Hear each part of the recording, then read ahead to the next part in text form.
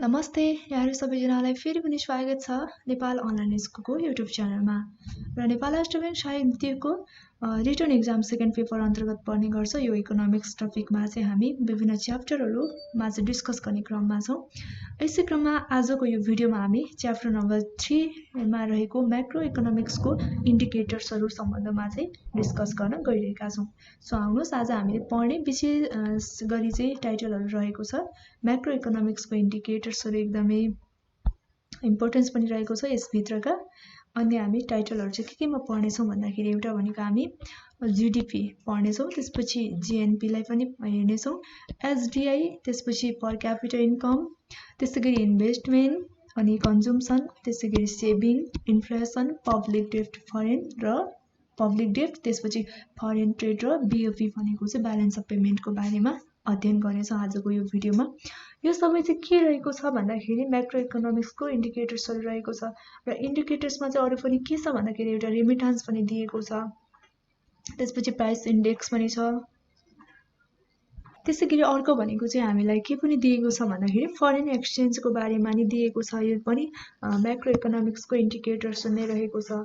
तर हामी यी इन्डिकेटर्सहरूलाई चाहिँ आजको यो भिडियोमा पढ्नेछौँ र बाँकी रेमिटान्स भनेको चाहिँ हामीले जुन फर्स्ट पेपरको खण्ड खको भनेको चाहिँ बैंक तथा वित्तीय संस्थाले प्रदान गर्ने ब्याङ्किङ सेवामा चाहिँ हामीले पढिसकेका छौँ है। त्यो भिडियो त हजुरहरूले हेर्नुहोला। र प्राइस इन्डेक्स भनेको चाहिँ हामी यो भिडियोमा पढ्दैनौँ किनकि यो म्याथ खण्डमा चाहिँ च्याप्टर नम्बर 6 मा पढ्नेछौँ प्राइस इन्डेक्स है। र फरेन एक्सचेन्जलाई पनि हामी यो भिडियोमा डिस्कस गर्दैनौँ किनकि जुन चाहिँ फर्स्ट पेपरको खण्ड कको चाहिँ बैंक अथवा वित्तीय संस्थाले प्रदान गर्ने ब्याङ्किङ सेवामा चाहिँ हामीले पढिसकेका छौँ फरेन एक्सचेन्जलाई पनि। त्यसैले आजको हामी यो भिडियोमा चाहिँ छलफल गर्ने भनेको यिनै इन्डिकेटर्सहरू रहेको छ र सुरुमा चाहिँ हामी इन्डिकेटर्सहरू मध्येको के को बारेमा अध्ययन गर्न गइरहेका छौँ भन्दा राष्ट्रिय आम्दानी यानि कि नेसनल इन्कमको बारेमा अध्ययन गर्छौँ। त्यसपछि अन्य इन्डिकेटर्सहरूलाई क्रमैसँग डिस्कस गर्नेछौँ अन्य इन्डिकेटर्सहरूमा है। अब फर्स्टमा चाहिँ हामी राष्ट्रिय आम्दानी यानि कि नेसनल इन्कम भनेको चाहिँ के हो भन्ने सम्बन्धमा बुझौँ है। अब कुनै पनि देशका नागरिकहरूले एक वर्षमा कमाएको जुन सम्पूर्ण आम्दानीको योगफललाई चाहिँ राष्ट्रिय आम्दानी भनिन्छ है। अथवा हामीले चाहिँ कुनै पनि अर्थतन्त्रको स्वामित्वमा रहेको सम्पूर्ण उत्पादनका साधनहरूले उत्पादन प्रक्रियामा योगदान पुर्याए बापत प्राप्त गरेको आम्दानीको योगफललाई के हो त भन्दाखेरि राष्ट्रिय आम्दानी अथवा नेसनल इन्कम हो, राष्ट्रिय आय हो। र हामी यहाँ पोइन्टमा पनि हेर्छौँ यसलाई। एक वर्षमा कुनै पनि देशको भौगोलिक सीमाभित्र उत्पादन भएको सम्पूर्ण वस्तु तथा सेवाको खुद साधन लागतमा विदेशबाट प्राप्त खुद आम्दानी जोड्दा प्राप्त हुने आय नै के हो त भन्दाखेरि राष्ट्रिय आम्दानी अर्थात् नेसनल इन्कम हो है। अर्थात् यसलाई हामीले कसरी पनि एकदमै सहजै रूपले बुझ्न सक्छौँ भन्दाखेरि कुनै वस्तुहरू उत्पादन गर्दाखेरि भूमि ल्यान्ड प्रयोग गरे बापत हामीले के गर्नुपर्छ भन्दाखेरि लगान रेन्ट तिर्नुपर्छ। त्यसपछि लेबर श्रमिकहरूलाई ज्याला, त्यसपछि अर्को भनेको चाहिँ क्यापिटल पुँजी प्रयोग गरे बापत चाहिँ हामीले ब्याज इन्ट्रेस्टहरू तिर्नुपर्छ। अब यसरी उद्यमीहरूले जोखिम वहन गरे बापत जुन प्राप्त नाफाको योगफल नै के हो त भन्दाखेरि नेसनल इन्कम हो है।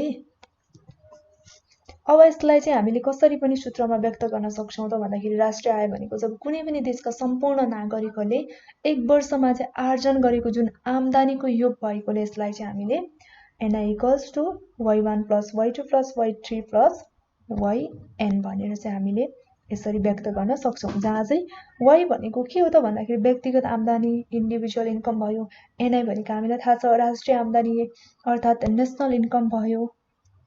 त्यसैले हामीले राष्ट्रिय आम्दानी भनेको चाहिँ अन्तिम उपभोक्तासँग भएको जुन देशको उत्पादन पद्धतिमा एक वर्षभित्र चाहिँ प्रभावित वस्तु अथवा सेवाको खुद उत्पादन हो भनेर चाहिँ बुझ्न सक्छौँ नेसनल इन्कमलाई है। यो भयो राष्ट्रिय आम्दानीको बारेमा जानकारी। अब यसपछि चाहिँ हामी राष्ट्रिय आम्दानीका विभिन्न अवधारणाहरू के रहेको छ त्यसको कन्सेप्टहरू हेर्नेछौँ है। अब हामी यसमा चाहिँ राष्ट्रिय आम्दानीका विभिन्न अवधारणाहरूमा चाहिँ सबैभन्दा महत्त्वपूर्ण अवधारणालाई यहाँ हेर्नेछौँ त्यस भनेको फर्स्टमा चाहिँ के छ भने कुल गृहस्थ उत्पादन यानि कि ग्रस डोमेस्टिक प्रोडक्ट जीडीपी को बारेमा अध्ययन गर्नेछौँ। अब फर्स्टमा चाहिँ यो जीडीपी भनेको चाहिँ के हो भन्ने सम्बन्धमा बुझौँ है। एक वर्षमा कुनै पनि जुन देशको भौगोलिक सीमाभित्र चाहिँ उत्पादन भएका सम्पूर्ण अन्तिम वस्तु अथवा सेवाहरूको बजार मूल्यलाई कुल गृहस्थ उत्पादन ग्रस डोमेस्टिक प्रोडक्ट अथवा जीडीपी भनेर भनिन्छ। र जुन चाहिँ अर्थव्यवस्थाभित्रका कृषि क्षेत्र भनेको चाहिँ प्राथमिक क्षेत्रमा छ, अर्को भनेको चाहिँ औद्योगिक क्षेत्र भनेको द्वितीय क्षेत्र र अन्य सेवामूलक क्षेत्रहरूबाट उत्पादन हुने अन्तिम वस्तु अथवा सेवाहरूको योगफल नै के हो त भन्दाखेरि कुल गृहस्थ उत्पादन जीडीपी हो। यसलाई चाहिँ जीडीपी भनिन्छ है। र यसलाई चाहिँ हामी निम्न सूत्रद्वारा चाहिँ व्यक्त गर्न सक्छौँ। रहेको छ GDP equals to P1 Q1 plus P2 Q2 plus PN QN भनेर चाहिँ हामी व्यक्त गर्न सक्छौँ, जहाँ चाहिँ P भनेको अन्तिम वस्तु अथवा सेवाको बजार मूल्य, त्यसपछि Q भनेको चाहिँ अन्तिम वस्तु अथवा सेवाको उत्पादन परिमाण रहेको छ। अब यसरी जीडीपीमा अन्तिम वस्तु अथवा सेवाहरूको बजार मूल्य मात्रै समावेश गर्ने गरिन्छ, अर्थात् सम्पूर्ण मध्यवर्ती जुन वस्तुहरू भनेको चाहिँ इन्टरमिडिएट गुड्सहरू चाहिँ गणना गरिँदैन यसमा। यसो गर्नुको मुख्य उद्देश्य भनेको चाहिँ जुन जीडीपी को मापन गर्दाखेरि दोहोरो गणना भनेको चाहिँ डबल काउन्टिङ नहोस् भन्ने रहेको छ है। र जीडीपीले अब खर्च विधिहरूबाट पनि गणना गर्न सकिन्छ। अब यस विधि अनुसार चाहिँ जीडीपी कुल गृहस्थ खर्च, त्यसपछि जीडीपी कुल गृहस्थ खर्चसँग चाहिँ जीडीईसँग चाहिँ बराबर हुन्छ है। भनेको चाहिँ के हुन्छ भन्दाखेरि जीडीपी इक्वल्स टु जीडीई हुन्छ है।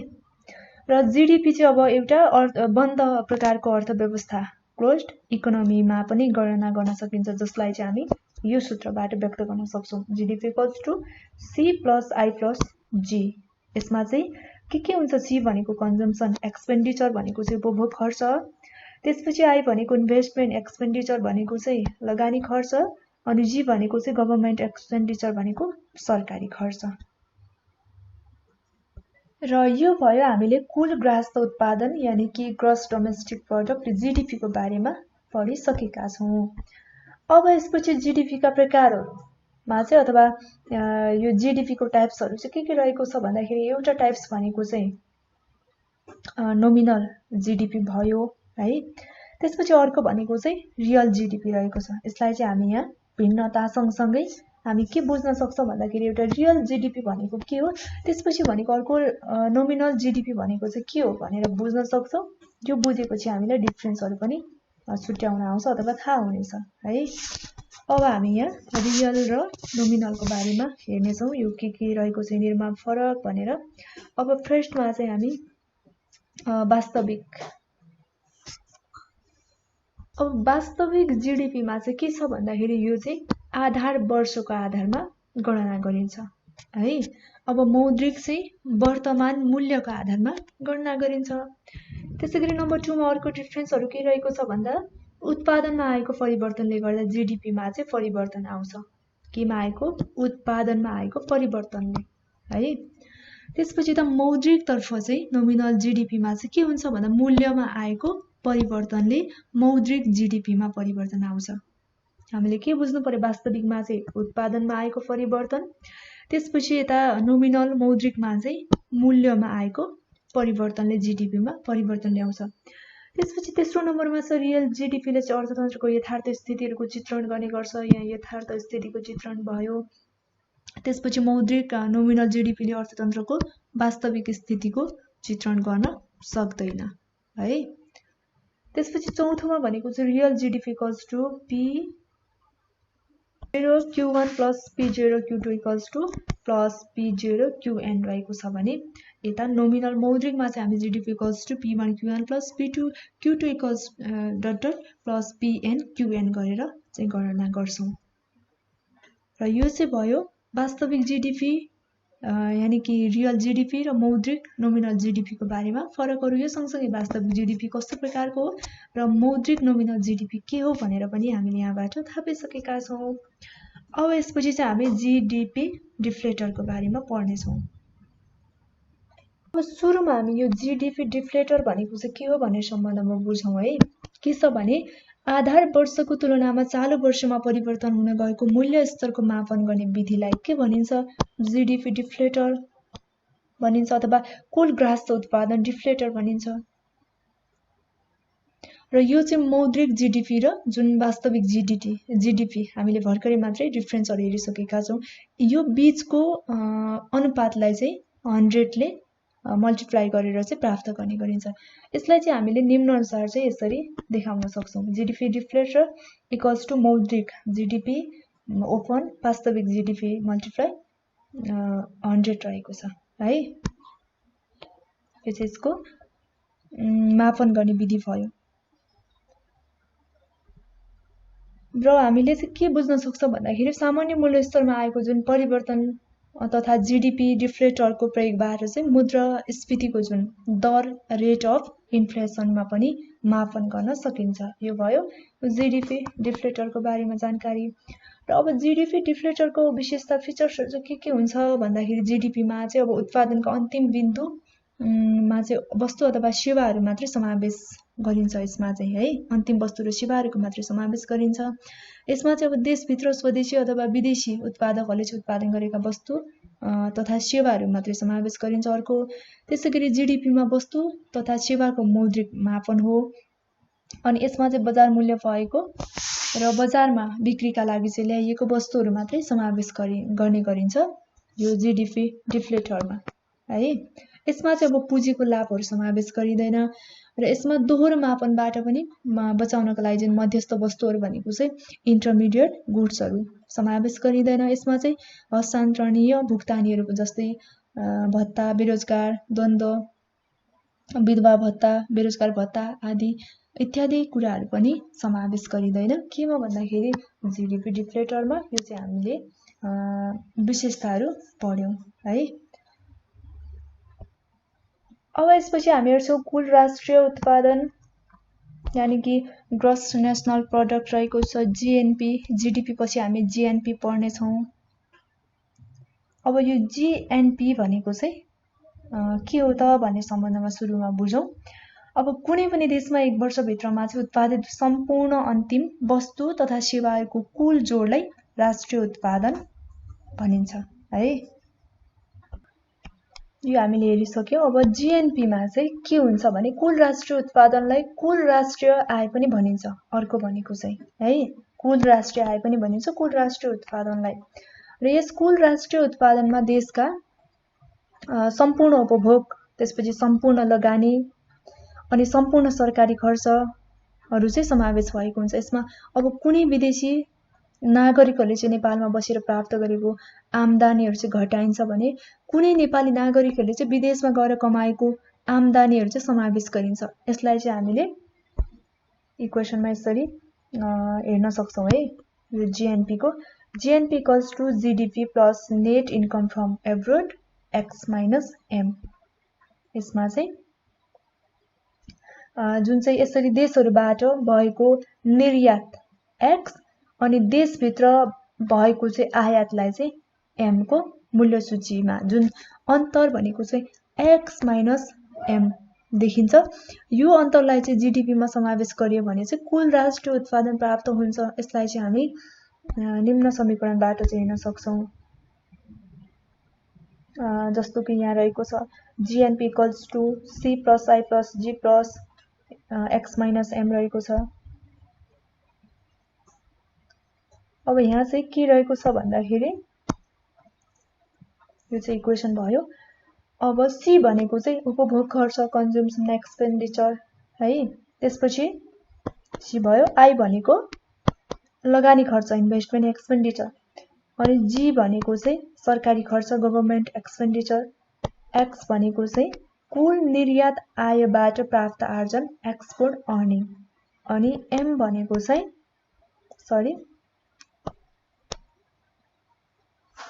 एम भनेको चाहिँ कुल आयका लागि चाहिँ लाग्ने खर्च भनेको इम्पोर्ट एक्सपेन्सेस। र यो चाहिँ के रहेको छ त भन्दाखेरि एक्स माइनस एम भनेको चाहिँ के रहेको छ भन्दाखेरि वैदेशिक आम्दानी रहेको छ है।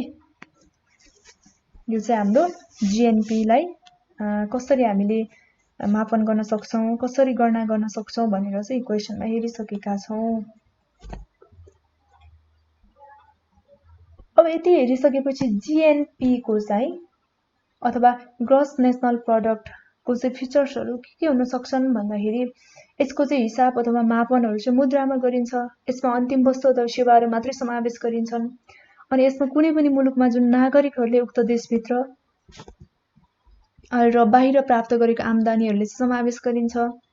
तर के गरिन्छ भन्दाखेरि विदेशीहरुले उक्त देशहरुबाट प्राप्त गरेको आम्दानीलाई चाहिँ समावेश गरिँदैन है। यसमा चाहिँ पुँजी लाभको साथै हस्तान्तरणीय भुक्तानीहरु पनि समावेश गरिँदैनन्।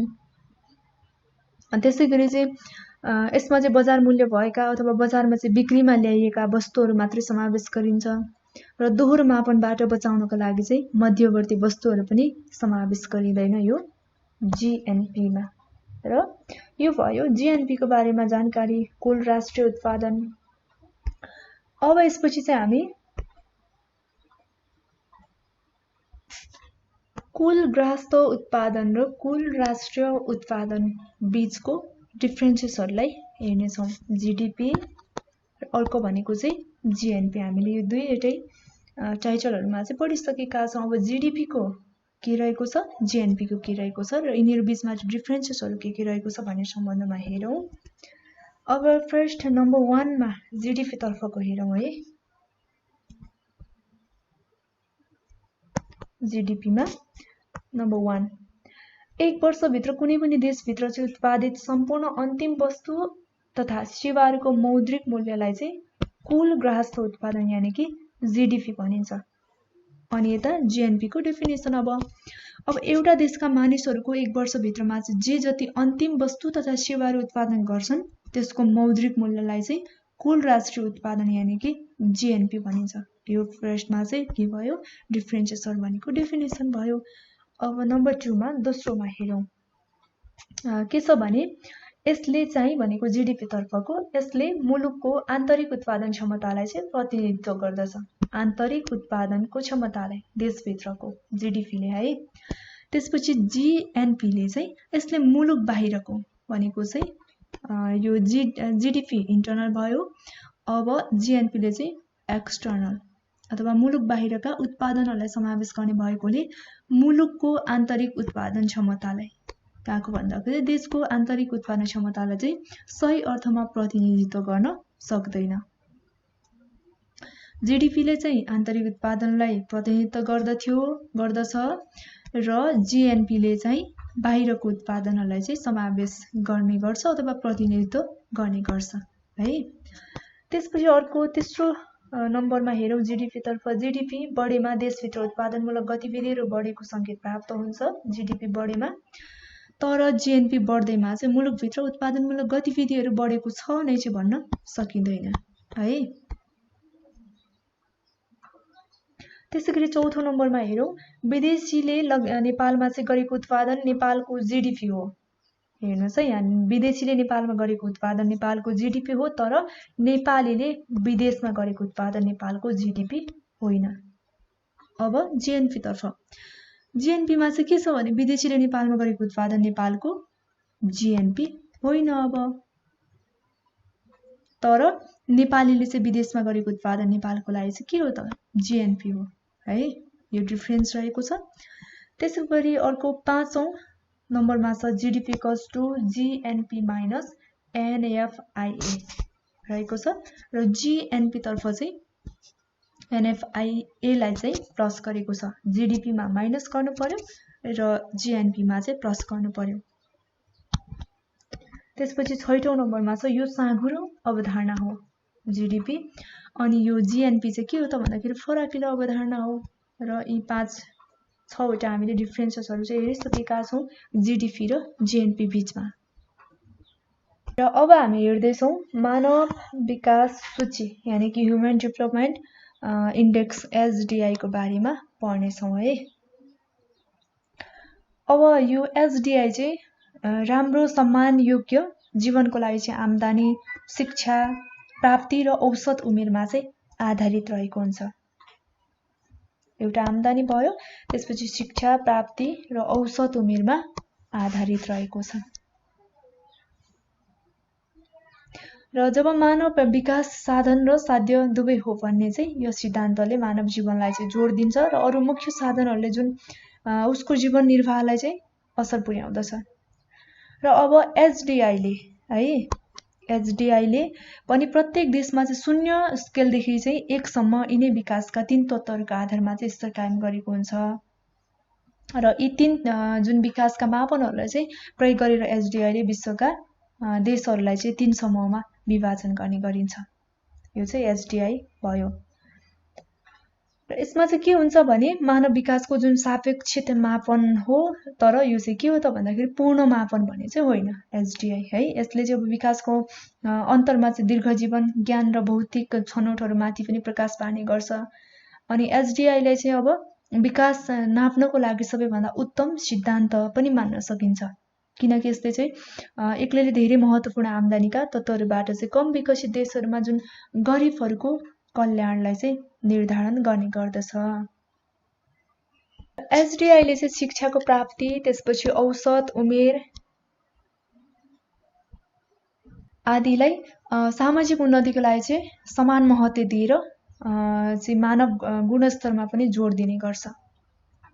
र यस्तो चाहिँ स्वतन्त्रता, मानव अधिकार र सुरक्षाका लागि यी विभिन्न आदि जस्ता पक्षहरूलाई चाहिँ समावेश गरेको छैन एचडिआईले है।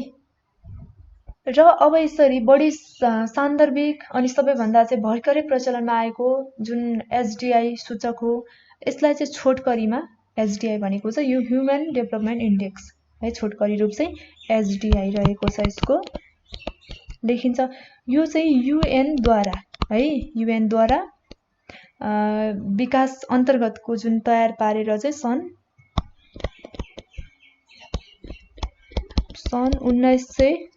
1990 देखि चाहिँ प्रयोगमा ल्याएको हो। यो चाहिँ यो युएनद्वारा चाहिँ प्रयोगमा ल्याएको एचडिआईको प्रचलन अथवा प्रयोग।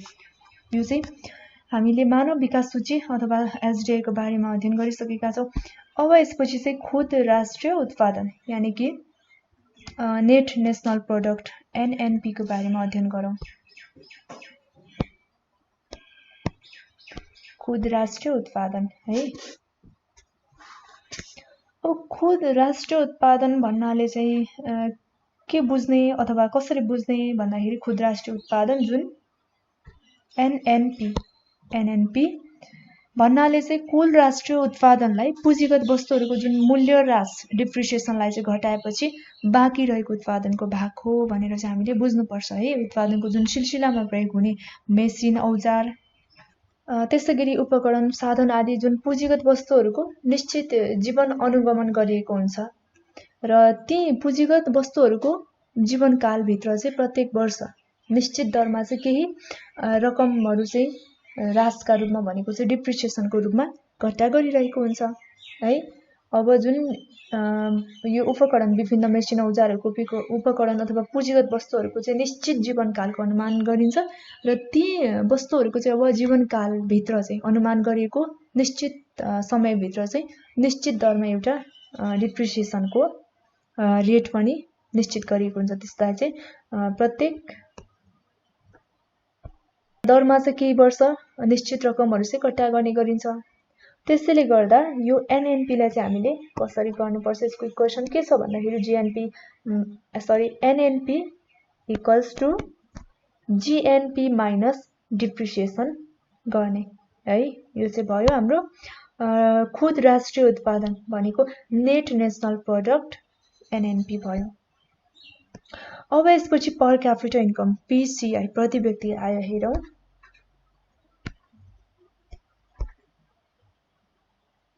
अब प्रति व्यक्ति आय भनेको चाहिँ के हो भन्ने सम्बन्धमा कुनै देशमा सम्पूर्ण व्यक्ति अथवा परिवारहरूले एक वर्षभित्रमा प्राप्त गर्ने वास्तविक कुल प्रति व्यक्ति आयको योगलाई चाहिँ के भनिन्छ? व्यक्तिगत आम्दानी भनिन्छ।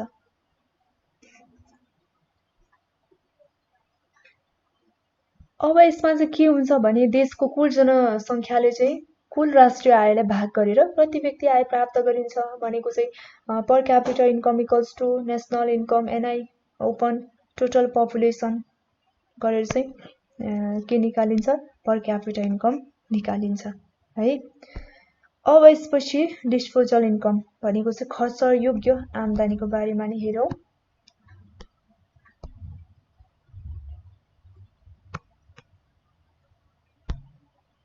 अब यो खर्च योग्य आम्दानी यानि कि डिआई भनेको चाहिँ के हो भन्दाखेरि कुनै पनि देशका सम्पूर्ण व्यक्ति अथवा परिवारले एक वर्षभित्रको कुल आम्दानीबाट सरकारलाई चाहिँ प्रत्यक्ष कर तिरिसकेपछि बाँकी रहेको आम्दानीलाई चाहिँ व्यय योग्य यानि कि आम्दानी भनेको चाहिँ डिस्पोजल इन्कम भनिन्छ है। र यसलाई चाहिँ हामीले यसरी निकाल्न सक्छौँ। यसको गणना विधि के रहेको छ भन्दाखेरि disposal income DI equals to personal income भनेको पिआई माइनस डाइरेक्ट ट्याक्सेस भनेको चाहिँ डिआई, जुन चाहिँ कुनै पनि देशका सम्पूर्ण व्यक्ति अथवा परिवारहरूले चाहिँ एक वर्षभित्रमा गरेको कुल आम्दानीबाट चाहिँ सरकारलाई तिर्नुपर्ने प्रत्यक्ष कर चाहिँ तिरिसकेपछि चाहिँ बाँकी रहेको आम्दानीलाई चाहिँ के भनिन्छ भन्दाखेरि खर्च योग्य आम्दानी भनेर भनिन्छ। यो चाहिँ डिआई भयो है। र अब डिआई पछि चाहिँ हामी लगानी इन्भेस्टमेन्टको बारेमा पढ्नेछौँ। अबको क्रममा हामी लगानी यानि कि इन्भेस्टमेन्टलाई चाहिँ हेर्नेछौँ। अब लगानी भनेको चाहिँ के हो भनेर हामीले कसरी बुझ्ने भन्दाखेरि भविष्यमा चाहिँ अब बढी धनहरू आर्जन गर्ने उद्देश्यले वर्तमान बचतलाई चाहिँ विभिन्न प्रकारका जुन सम्पत्तिहरूमा रूपान्तरण गर्ने कार्यलाई चाहिँ लगानी भनेर भनिन्छ है।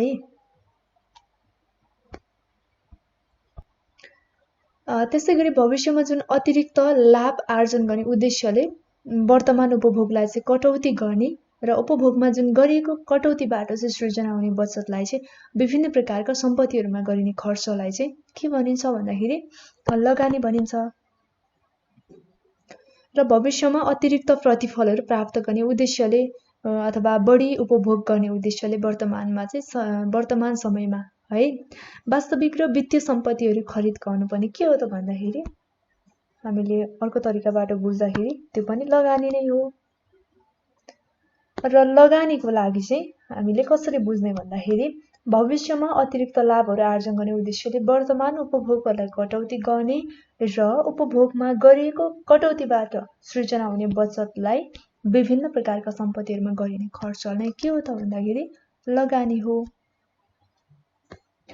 अब लगानीको लागि चाहिँ हामीले एउटा भनेको चाहिँ रियल एसेट्स भनेको चाहिँ वास्तविक सम्पत्ति, अनि अर्को भनेको चाहिँ यो फाइनान्शियल एसेट्स भनेको चाहिँ वित्तीय सम्पत्तिहरू गरेर दुई भागमा चाहिँ विभाजन गर्न सक्छौँ है।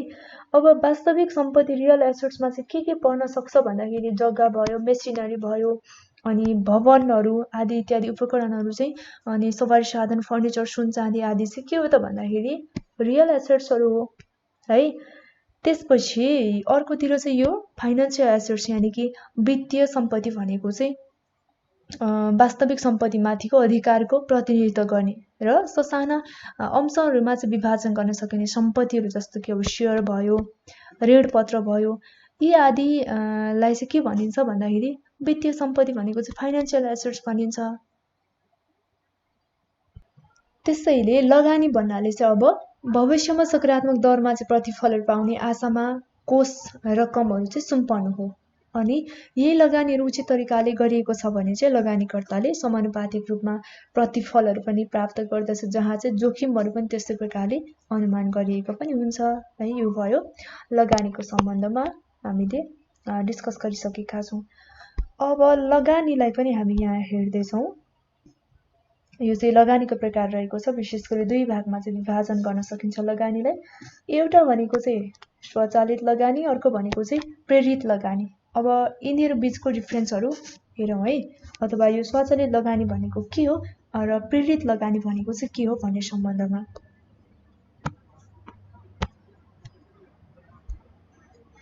अब यो स्वचालित लगानीको हेरौँ फर्स्टमा। यो चाहिँ सरकारी स्तरबाट गरिने लगानी हो स्वचालित लगानी भनेको। अनि यो प्रेरित लगानी भनेको चाहिँ यो नाफाको उद्देश्यले निजी स्तरबाट गरिने लगानी हो। एउटा सरकारी स्तरबाट भयो स्वचालित भनेको चाहिँ, अनि प्रेरित भनेको चाहिँ निजी स्तरबाट हुने भयो, प्राइभेट सेक्टरबाट। अनि दोस्रोमा भनेको यसमा चाहिँ प्रत्यक्ष रूपमा लाभको भावना राखिँदैन यसमा। र प्रेरित लगानीमा यसमा चाहिँ प्रत्यक्ष रूपमा लाभको भावना राखिन्छ अथवा यो चाहिँ लाभको भावनासँग सम्बन्धित हुन्छ। अनि तेस्रोमा चाहिँ स्वतन्त्र लगानीले प्रेरित लगानीलाई चाहिँ आकर्षित गर्छ। यो स्वचालित लगानीले चाहिँ यो दोस्रो प्रेरित लगानीलाई चाहिँ आकर्षित गर्छ भने अब यो प्रेरित लगानीले अथवा प्रेरित लगानीलाई चाहिँ केले आकर्षित गर्छ भन्दाखेरि प्रतिफल अथवा नाफाले चाहिँ आकर्षित गर्ने गर्छ। चौथोमा हेरौँ राष्ट्रिय यसमा चाहिँ यहाँ आय छुटेको छ है। राष्ट्रिय आय बढे पनि अथवा घटे पनि यसमा चाहिँ कुनै प्रभाव पर्दैन। कुनमा भन्दाखेरि स्वचालित लगानीमा। अनि प्रेरित लगानीमा चाहिँ राष्ट्रिय आय बढेमा अथवा प्रति व्यक्ति आय बढेमा यो लगानी पनि बढ्छ र जुन राष्ट्रिय आय र प्रति व्यक्ति आय घटेमा यो प्रेरित लगानी पनि घट्ने गर्छ। यो भयो यसको डिफ्रेन्सहरू सँगसँगै हामीले स्वचालित लगानी र प्रेरित लगानीको बारेमा नि थाहा पाइसकेका छौँ र यो सँगसँगै हामीले लगानीको बारेमा सर्टकटमा हेरिसकेका छौँ। अब यसपछि हामी उपभोग हेर्छौँ। कन्जम्सन भनेको चाहिँ के हो, यससँग सम्बन्धित सबै विषयलाई चाहिँ हेर्नेछौँ है। अब फर्स्टमा चाहिँ हामी उपभोग भनेको के हो भन्ने सम्बन्धमा हेरौँ। वस्तु वा सेवाहरूमा रहेको उपयोगिता भनेको चाहिँ युटिलिटी, अर्थात् मानिसको आवश्यकताहरू पूरा गर्न सक्ने क्षमता नष्ट गरी आवश्यक पूरा गर्ने कार्यलाई चाहिँ के भनिन्छ, उपभोग भनिन्छ। यो चाहिँ कन्जम्सन रहेको छ र यो चाहिँ एउटा आय परिवर्तन र उपभोगको व्यय परिवर्तन बीचको क्रियात्मक सम्बन्ध पनि हो है। र सामान्यतया उपभोग फलन भनेको चाहिँ जुन कन्जम्सन फङ्सन्स भन्नाले चाहिँ उपभोगको खर्च यसलाई निर्धारण गर्ने जुन तत्त्वहरूको प्राविधिक सम्बन्धलाई चाहिँ जनाउने गर्छ। र उपभोग फलन कुनै पनि वस्तुहरूको अब उपभोग खर्च यसलाई प्रभाव पार्ने तत्त्वहरूको चाहिँ प्राविधिक सम्बन्धलाई जनाउँछ है। त्यसैगरी विभिन्न तत्त्वहरूसँग चाहिँ सम्बन्धित हुन्छ यो उपभोग फलन। वास्तवमा भन्नुपर्दा चाहिँ जुन उपभोग र उपभोक्तालाई चाहिँ प्रभाव पार्ने तत्त्वहरू बीचको जुन सम्बन्ध नै के हो त भन्दाखेरि उपभोग फलन हो। र यो चाहिँ उपभोग प्रविधि समेत हो यो उपभोग फलन भनेको चाहिँ। र उपभोग जुन आश्रित चर हो भने चाहिँ यसका जुन निर्धारक तत्त्वहरू चाहिँ अनाश्रित चरहरू हुन्छन् है। तसर्थ जुन उपभोगको निर्धारक तत्त्वहरू परिवर्तन हुँदाखेरि उपभोग फलनहरूमा चाहिँ परिवर्तन हुन्छ।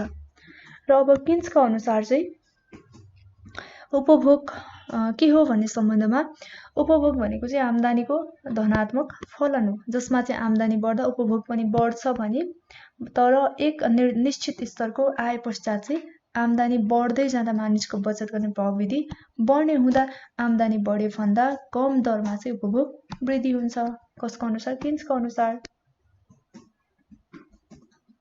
र त्यसैले चाहिँ अब आम्दानी र उपभोगहरू बीचमा चाहिँ नन प्रोपोर्सनल रिलेसनसिप चाहिँ रहन्छ है। र कन्जम्सन फङ्सन्सलाई चाहिँ जुन लिनियर इक्वेसनमा चाहिँ हामी यसरी देखाउन सक्छौँ। यहाँ रहेको छ C = A + B by where जहाँ चाहिँ A भनेको स्वचालित उपभोग रहेको छ अनि B भनेको चाहिँ सीमान्त उपयोग प्रविधि रहेको छ है। अब यसपछि उपभोग फलन अथवा उपभोग प्रवृत्तिमा चाहिँ प्रभाव पार्ने तत्त्वहरूलाई हामी हेर्नेछौँ। अब उपभोग फलन अथवा उपभोग प्रवृत्तिमा चाहिँ प्रभाव पार्ने तत्त्वहरू दुईवटा तत्त्वहरू रहेको छ। फर्स्टमा चाहिँ आत्मनिष्ठ वा विषयगत तत्त्व भनेको चाहिँ सब्जेक्टिभ फ्याक्टर्सहरू भयो। अनि नम्बर 2 मा अर्को भनेको चाहिँ विषयगत तत्त्वहरू भनेको चाहिँ अब्जेक्टिभ फ्याक्टर्सहरू रहेको छ। ओके, यो चाहिँ वस्तुगत तत्त्वहरू रहेको छ है। वस्तुगत तत्त्वहरू भनेको चाहिँ अब्जेक्टिभ फ्याक्टर्सहरू रहेको छ। अब यसमा प्रभाव पार्ने तत्त्वहरूलाई हेरौँ। फर्स्टमा चाहिँ हामी आत्मनिष्ठ वा विषयगत यानि कि सब्जेक्टिभ फ्याक्टर्सहरूले चाहिँ कसरी प्रभाव पार्छ भन्ने सम्बन्धमा हामी यहाँ 4-5वटा फ्याक्टर्सहरू हेर्नेछौँ।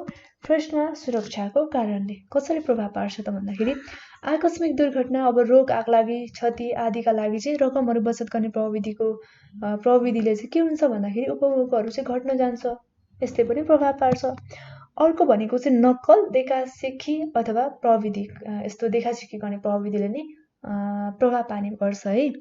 अब गरिबहरूले चाहिँ जुन धनीहरूको नक्कल गरेर अनावश्यक फजुल खर्च गरेर चाहिँ उपभोग बढाउने गर्छन्, जुन चाहिँ के हो त अनुचित हो, यसले पनि प्रभाव पार्ने गर्छ। अर्को भनेको चाहिँ सुधारात्मक भावना अथवा चाहना, यसमा चाहिँ अब जीवनस्तरमा सुधार ल्याउनका लागि चाहिँ बचत गर्ने प्रविधिले गर्दा उपभोगमा पनि कमी आउँछ, यसले पनि प्रभाव पार्छ। त्यसैगरी अर्को भनेको वित्तीय सुरक्षा, अब कुनै पनि फर्म अथवा कम्पनीहरूले चाहिँ भविष्यमा क्षति वा हानि नोक्सानीहरू समाधानका लागि आम्दानीको केही अंशहरू चाहिँ बचत कोषमा जम्मा गर्छन्, जस्तै पनि उपभोग चाहिँ घट्न जान्छ है। अर्को भनेको चाहिँ भविष्यको उद्देश्य, अब भविष्यमा चाहिँ चर्को ब्याज दरमा लगानीहरू गर्ने उद्देश्यले वर्तमानमा चाहिँ बचत गर्ने प्रविधिले गर्दा पनि के हुन्छ भन्दाखेरि उपभोग घट्न जान्छ। र अर्को भनेको चाहिँ धनको मोह, अब मानिसहरूको धन संग्रह गर्ने कन्जुस गर्ने बानीले गर्दा चाहिँ ज्यादै न्यूनतम खर्चहरू गर्छन्, यसबाट पनि उपभोग चाहिँ घट्न जान्छ। अब यो त भयो विषयगत तत्त्वहरू है। अब वस्तुगत तत्त्वहरू चाहिँ के रहेको छ हेरौँ। फर्स्टमा भनेको चाहिँ आय वितरण रहेको छ। अब आय वितरणले चाहिँ कसरी प्रभाव पार्छ भन्दाखेरि समाजमा जुन आयको बाँडफाँडहरू चाहिँ असमान छ भने उपभोग प्रवृत्ति पनि फरक फरक हुन्छ। त्यस कारणले गर्दाखेरि के हुन्छ भने गरिबहरूले आफ्नो सम्पूर्ण आम्दानी र उपभोगमा चाहिँ खर्च गर्नै पर्ने बाध्यताहरू हुन्छ है। अर्को नम्बर बीमा छ बजार मूल्य। अब यदि बजारमा चाहिँ वस्तुहरूको मूल्यमा चाहिँ उतार चढाव आएमा उपभोगहरूमा पनि उतार चढाव आउँछ अनि वस्तुको मूल्यहरू चाहिँ घट्दा उपभोग पनि बढ्छ भने मूल्य बढेमा चाहिँ के हुन्छ, त्यसको अपोजिट उपभोग घट्छ, यसले पनि त्यसैले प्रभाव पार्छ। अर्को भनेको ब्याज दरको प्रभाव। अब ब्याज दर बढ्दाखेरि उपभोग घट्छ भने ब्याज दर घट्दाखेरि ठिक त्यसको अपोजिट के हुन्छ, उपभोग बढ्छ। त्यसपछि अर्को करको दायरा। अब करको दायरा अथवा दरहरू बढ्न गएमा चाहिँ जुन उत्पादनको मूल्यहरू वृद्धि हुन जान्छ र उपभोग घट्छ भने यसको विपरीत करको दरहरू कम हुँदाखेरि उत्पादनको मूल्यहरू कम भएर उपभोगमा चाहिँ वृद्धि हुन्छ है। अर्को भनेको चाहिँ ज्यालाको स्तर छ। अब यदि ज्याला स्तरमा बढी छ भने चाहिँ उपभोक्ताका लागि आम्दानीहरू पनि बढ्न जाने हुन्छ स्वाभाविक रूपले। जस्तै गर्दा चाहिँ उपभोगको स्तर बढाउँछ भने ज्याला दरहरू कम भएमा के हुन्छ भन्दाखेरि आम्दानीहरू कम हुन गए उपभोक्ताको स्तर पनि घट्न जान्छ। त्यसैगरी अर्को भनेको चाहिँ के छ, अप्रत्याशित नाफा अथवा घाटा। अब अप्रत्याशित रूपमा चाहिँ नाफा बढेमा उपभोक्ताका जुन उपभोगका प्रवृत्तिहरू पनि बढ्छन् भने घाटाहरू भएमा चाहिँ उपभोगको प्रवृत्तिमा पनि कमी आउँछ अथवा घाटा नै हुन्छ। यो चाहिँ उपभोग फलन अथवा उपभोग प्रवृत्तिमा चाहिँ प्रभाव पार्ने मुख्य तत्त्वहरू हामीले दुईवटा तत्त्वहरू, एउटा भनेको विषयगत तत्त्व, अर्को भनेको चाहिँ वस्तुगत तत्त्वहरू अन्तर्गतका अन्य तत्त्वहरूलाई हेरिसकेका छौँ। अब यसपछि हामी उपभोग प्रवृत्तिमा चाहिँ वृद्धि गर्ने उपायहरू के रहेको छ त भन्ने सम्बन्धमा चर्चा गरौँ। अब उपभोग प्रवृत्तिमा चाहिँ वृद्धि गर्ने उपायहरू हामी हेर्छौँ र मनोवैज्ञानिक अथवा संस्थागत तत्त्वहरूले गर्दाखेरि अल्पकालमा चाहिँ प्राय स्थिर रहने उपभोग प्रवृत्तिलाई चाहिँ दीर्घकालमा विभिन्न तत्त्वहरूले चाहिँ परिवर्तन गरिरहेको हुन्छ। किन्सका अनुसार चाहिँ उपभोग प्रवृत्तिमा आवश्यक विस्तार नगरिकन पूर्ण रोजगारीको दिशातर्फ चाहिँ बढ्न सकिँदैन है। र पुँजीको सीमान्त उत्पादकतामा चाहिँ अब वृद्धि गर्नका लागि ब्याज दरमा कटौती गर्दै जानुपर्ने आवश्यकता रहँदा पनि उपभोग प्रवृत्तिमा चाहिँ वृद्धि गर्ने विभिन्न नीतिहरू भने चाहिँ समर्थन गरिरहनुपर्छ। र उपभोग प्रवृत्तिमा चाहिँ हामीले विस्तार गर्ने अथवा उपायहरू चाहिँ के रहेको छ भन्ने सम्बन्धमा अब चर्चा गरौँ। फर्स्टमा चाहिँ हामी आयको पुनः वितरण भनेको चाहिँ रिडिस्ट्रिब्युसन अफ इन्कम। अब जुन धनी व्यक्तिहरूको तुलनामा गरिब व्यक्तिहरूको उपभोगको प्रवृत्तिहरू चाहिँ अधिक रहेको हुन्छ है। यस कारणले गर्दा निजी क्षेत्रमा लगानी र पुँजी निर्माणलाई चाहिँ हतोत्साहित नगर्ने प्रकारले चाहिँ अधिकांश जुन गरिबहरूको पक्षमा चाहिँ आएको वितरणहरू गर्दाखेरि समग्र रूपले उपभोग प्रवृत्तिमा चाहिँ वृद्धि हुन जान्छ। यो भनेको चाहिँ आयको पुनः वितरण भयो। अर्को भनेको उचित ज्याला नीति। प्रोपर वेज पोलिसी रहेको छ। अब यस अन्तर्गत चाहिँ दीर्घकालमा जुन उत्पादकतामा समेत वृद्धि गर्ने प्रकारले उचित ज्याला नीतिहरू चाहिँ अवलम्बन गर्दा उपभोग प्रवृत्तिमा पनि के भइरहेको हुन्छ भन्दाखेरि वृद्धि भइरहेको हुन्छ। त्यसैगरी अर्को सामाजिक सुरक्षा, सोसियल सेक्युरिटी। अब यसमा चाहिँ सामाजिक सुरक्षाका लागि विभिन्न कार्यक्रमहरू कार्यान्वयन गर्दै जुन समाजको उपभोग प्रवृत्तिमा चाहिँ वृद्धि ल्याउन सकिन्छ। अनि बेरोजगारी बिमा, त्यसपछि वृद्ध भत्ता, स्वास्थ्य बिमा है, अनि शिक्षा भत्ता जस्ता विभिन्न कार्यक्रमहरूको चाहिँ कार्यान्वयन गरेर जुन व्यक्तिहरूको उपभोगमा देखा पर्न जाने ह्रासहरूलाई चाहिँ कम गर्न सकिन्छ यो सामाजिक सुरक्षा गरेर। त्यसपछि अर्को भनेको चाहिँ ऋण सुविधा, क्रेडिट फेसिलिटिज रहेको छ। अब यसमा चाहिँ विभिन्न प्रकारका दीर्घकालीन टिकाउ योग्य वस्तुहरू जस्तो कि गाडी, घर अनि फर्निचरहरू भयो, फोन, कम्प्युटर आदि भयो, यी वस्तुहरू चाहिँ यदि किस्ताबन्दीमा रकमहरू भुक्तान गर्ने प्रकारले चाहिँ उपलब्ध गराउने हो भने चाहिँ त्यस्तो सुविधाले पनि समाजको उपभोग प्रवृत्तिमा चाहिँ वृद्धि गर्दै लगिरहेको हुन्छ। त्यसैगरी अर्को छ विज्ञापन तथा प्रचार प्रसार, एडभर्टिजमेन्ट एन्ड पब्लिसिटी। अब विज्ञापन अथवा प्रचार प्रसारले पनि उपभोगको प्रवृत्तिमा चाहिँ विस्तार गर्दै लगिरहेको हुन्छ। अब यसले चाहिँ जुन उपभोक्ताहरूलाई विभिन्न वस्तुहरूको चाहिँ बारेमा जानकारीहरू उपलब्ध गराउँछ। त्यस कारणले गर्दा उत्पादकले विज्ञापन अथवा प्रचार प्रसारहरू चाहिँ गरिरहँदा तीव्रता पनि ल्याउँछ यसमा, र यसले चाहिँ समाजको उपभोग प्रवृत्तिमा समेत क्रमशः वृद्धि हुँदै जान्छ। यो चाहिँ उपभोग प्रवृत्तिमा चाहिँ वृद्धि गर्ने उपायहरू भयो है। उपायहरू एउटा भनेको आयको पुनः वितरण, त्यसपछि उचित ज्याला नीति, अनि सामाजिक सुरक्षा, ऋण सुविधा र विज्ञापन अथवा प्रचार प्रसार गर्नुपर्ने उपायहरूको बारेमा हामीले छलफल गरिसकेका छौँ। अब यसपछि चाहिँ हामी पढ्दैछौँ बचत यानि कि सेभिङको बारेमा।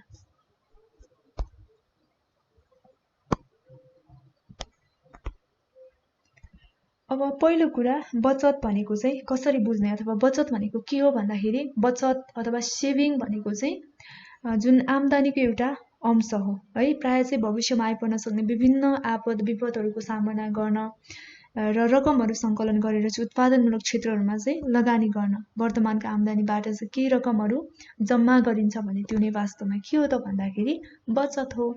र बचतको सम्बन्धमा चाहिँ अर्थशास्त्री किन्सले भनेका छन्, किन्सका अनुसार चाहिँ के रहेको छ भन्दा बचत भनेको चाहिँ उपभोग खर्च भन्दा बढी भएको आम्दानीको एउटा भाग हो बचत भनेको है। त्यस कारणले गर्दा अब कुल आम्दानीबाट चाहिँ उपभोग खर्चहरू घटाएपछि बाँकी रहेको रकम नै बचत हो। यसलाई चाहिँ हामी यो समीकरणबाट चाहिँ अझ स्पष्ट पार्न सक्छौँ है।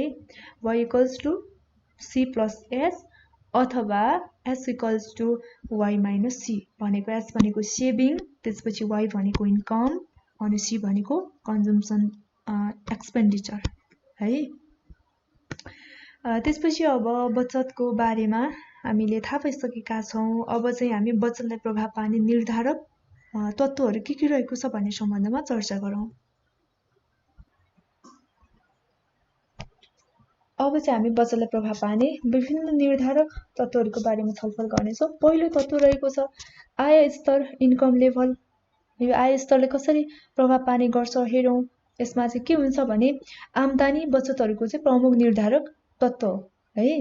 र आम्दानीमा भएको वृद्धिले गर्दा अब जनताको बचत गर्ने क्षमतामा पनि वृद्धि गर्दछ र आम्दानीको स्तरहरू कम भयो भने बचत गर्ने क्षमता पनि कमै हुन्छ, बचतमा पनि कमी नै आउँछ। यो चाहिँ आय स्तर है, यसले पनि प्रभाव पार्छ। अर्को आयको विवरण अथवा वितरण रहेको छ, डिस्ट्रिब्युसन अफ इन्कम रहेको छ है। अब यसले चाहिँ कसरी प्रभाव पार्छ त भन्दाखेरि समान आम्दानीको जुन वितरणहरू हुँदाखेरि उपभोगहरू बढ्ने हुनाले चाहिँ बचतहरू कम हुन्छ र असमान वितरण भएमा अब उपभोगहरू कम हुने हुनाले बचत पनि बढी हुन्छ। त्यसैले आयको वितरणले पनि बचतलाई प्रभाव पार्ने गर्छ। अर्को भनेको ब्याज दर, इन्ट्रेस्ट रेट। अब यो ब्याज दरले चाहिँ कसरी प्रभाव पार्छ भन्दाखेरि सामान्यतया ब्याज दर र बचतहरू बीचमा चाहिँ सकारात्मक सम्बन्ध रहेको हुन्छ। अब ब्याज दरहरू बढी हुँदाखेरि व्यक्तिगत आम्दानी अथवा सम्पत्तिहरू बढ्ने हुन्छ र बचतको मात्रा बढ्छ है।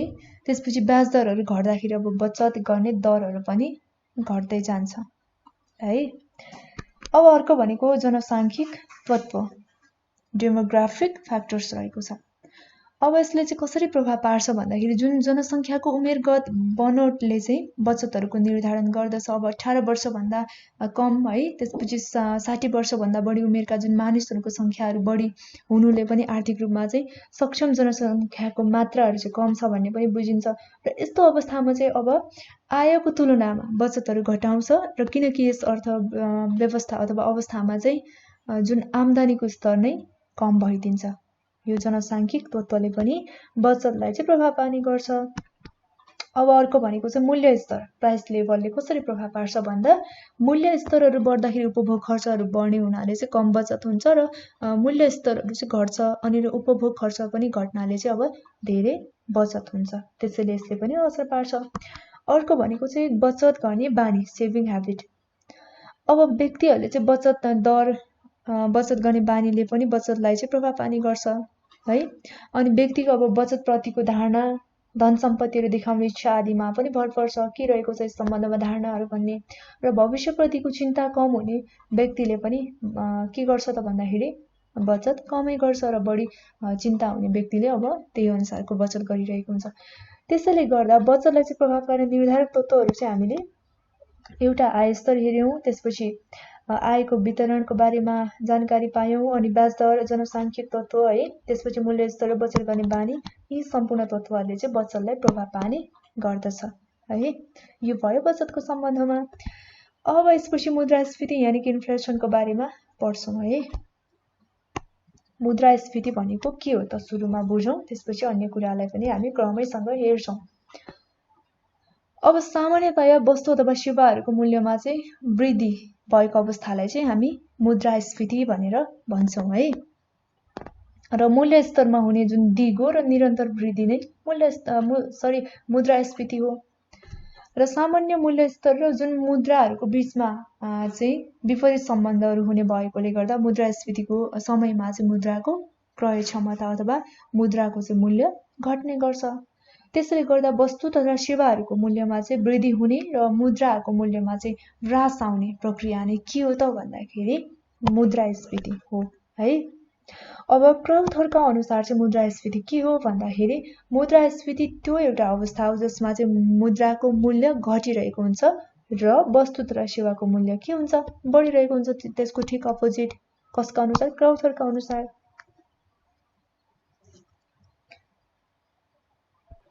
त्यसैले हामीले मुद्रास्फीति भनेको चाहिँ कसरी बुझ्ने भन्दाखेरि विभिन्न आर्थिक अथवा गैर आर्थिक तत्त्वहरूका कारणले गर्दा अर्थतन्त्रमा सामान्य मूल्य स्तरमा निरन्तर हुन जाने वृद्धि र मुद्राको मूल्यमा हुन जाने गिरावट नै के हो त भन्दाखेरि इन्फ्लेसन अथवा मुद्रास्फीति हो है।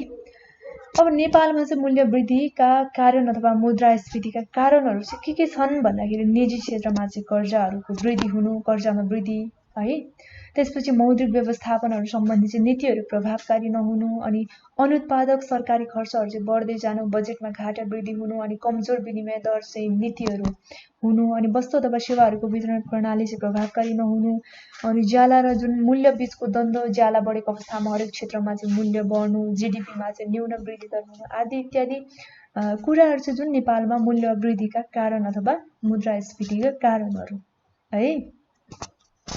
अब यो त कारणहरू भयो। अब यसलाई चाहिँ नियन्त्रण गर्ने उपायहरू चाहिँ के हुन सक्छन् भन्दाखेरि खुला बजार नीतिहरूको व्यवस्थापन र कार्यान्वयन गर्नु पर्यो है, अनि नगद मौजदातहरूलाई चाहिँ बढावा दिनु पर्यो। त्यसै गरी अब कर्जाहरूको प्रभावकारी व्यवस्थापन र नियन्त्रण गर्न सक्छौँ, यसलाई नियन्त्रण गर्नका लागि उपायहरू अपनाउन सक्छौँ।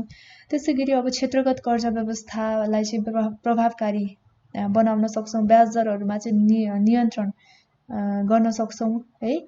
त्यस्तै गरी अब पुँजी बजारहरूलाई चाहिँ अनुगमन गर्न पनि सक्छौँ, कानुनीगत नीतिगत सुधार गर्ने, त्यसपछि उचित ज्याला नीतिहरूको चाहिँ विकास गर्ने। यो चाहिँ नेपालमा मुद्रास्फीति नियन्त्रणका उपायहरू है। र यो भयो मुद्रास्फीतिको बारेमा जानकारी।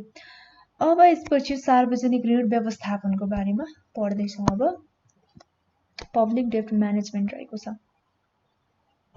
अब सार्वजनिक ऋण व्यवस्थापन अन्तर्गत चाहिँ हामीले सुरुमा सामान्य अर्थमा चाहिँ के बुझ्नुपर्छ भन्दाखेरि सरकारले देशभित्र अथवा बाहिरबाट प्राप्त गर्ने ऋणलाई चाहिँ सार्वजनिक ऋण भनिन्छ है। अब कुनै पनि देशको सरकारले विभिन्न स्रोतहरूबाट आफ्नो खर्चको लागि चाहिँ लिने ऋण नै के हो त भन्दाखेरि सार्वजनिक ऋण हो। र सार्वजनिक ऋणलाई चाहिँ अर्को सरकारी ऋण भनेर पनि भन्ने गरिन्छ है। र सरकारले अब आम्दानीहरू अपुग भएको अवस्थामा आफ्ना जुन खर्चहरूको लागि वा विभिन्न शीर्षकहरू अन्तर्गत चाहिँ खर्च पूरा गर्नका लागि चाहिँ आफ्ना जनता अथवा देशभित्रका विभिन्न संस्थाहरूको लागि चाहिँ विदेशहरूबाट ऋणहरू लिने गर्छ है। र अब समय पुगेपछि ऋणको रकमहरू ब्याजसहित ऋणदातालाई फिर्ता गर्नुपर्ने भएकोले यो चाहिँ के हो त भन्दाखेरि सरकारी आम्दानीको अस्थायी स्रोत मात्रै हो, स्थायी होइन, अस्थायी है।